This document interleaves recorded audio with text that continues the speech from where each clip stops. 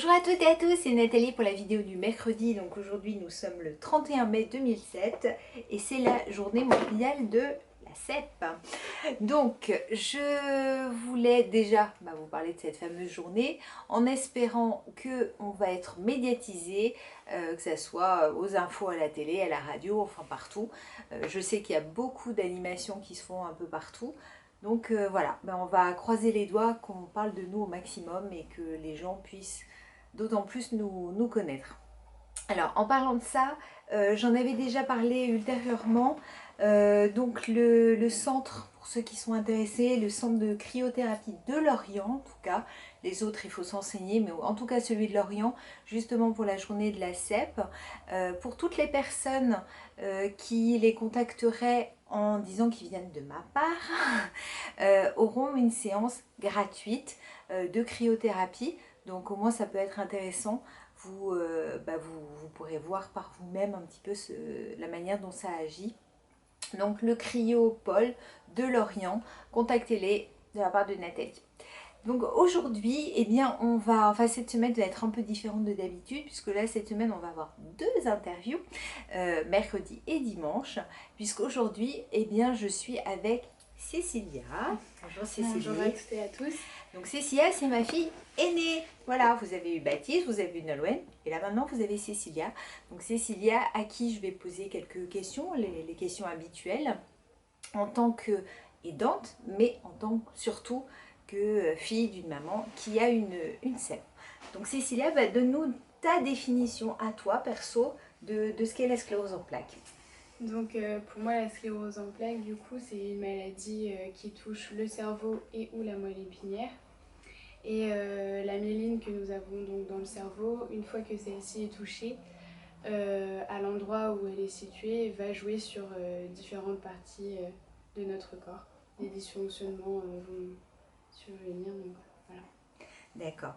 Donc, comment en fait la maladie de ta maman, moi, impacte sur ta vie à toi? La maladie de ma maman m'impacte beaucoup, forcément, parce que c'est pas facile tous les jours de la voir dans certains états. Donc après, on le montre tous différemment dans la famille. Moi, je sais que j'essaye de pas trop le montrer, mais intérieurement, c'est pas tous les jours facile. Et justement, qu'est-ce que tu fais pour m'aider? Donc,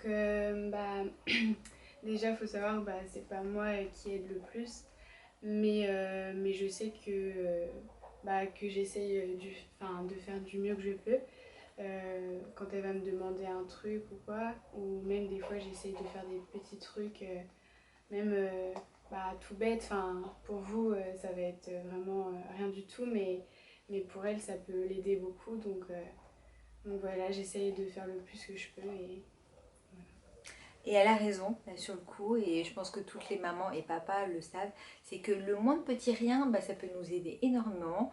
Et pour les personnes, je dis c'est rien du tout, mais si pour nous, des petites choses peuvent nous aider énormément. Comment tu vois le futur, le mien déjà, et ça impactera sur le tien aussi, et puis le futur des personnes qui ont une sclérose en plaques? Le futur de ma maman, je lui souhaite tout le meilleur possible. Il lui reste plein de belles choses à vivre, donc je vais croiser les doigts pour que toutes ces années-là se passent le mieux possible.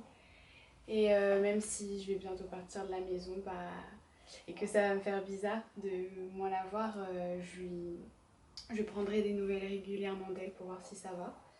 Et puis celui des autres, profitez de tout ce qui vous entoure. Battez-vous, vous n'êtes pas plus nul que les autres. Voilà, prenez tout ce qu'il y a à prendre.